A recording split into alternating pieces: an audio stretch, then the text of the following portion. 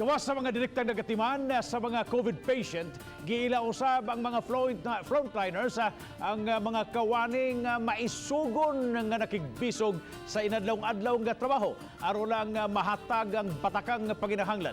Si Fee Marie Dumabok sa atong RTV Presence.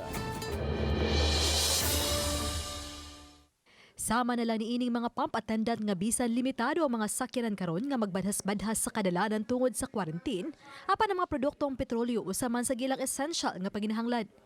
Kining 30 anyos nga nahanog pump attendant dulana sa tulo ka tuig. Gawas nga nagpaday ng iyang trabaho ug iyang kita, giisip usab niya ang iyang trabaho nga panerbisyo sa publiko. Kining makasagot og customer nga mga isog. Nasa mga customer nga butan.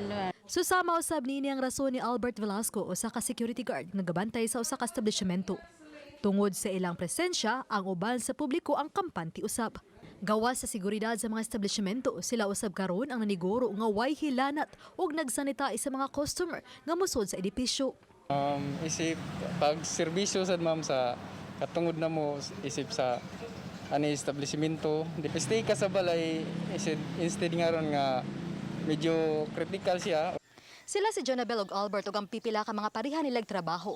Ang nitug-an nga nahadlok man nga mataptan usab sa coronavirus tungod sa kadaghang mga tawo nga ilang maatubang kada adlaw.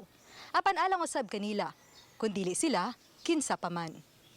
Alang sa tanang mga frontliners, kami sa GMA Regional TV saludo kaninyo.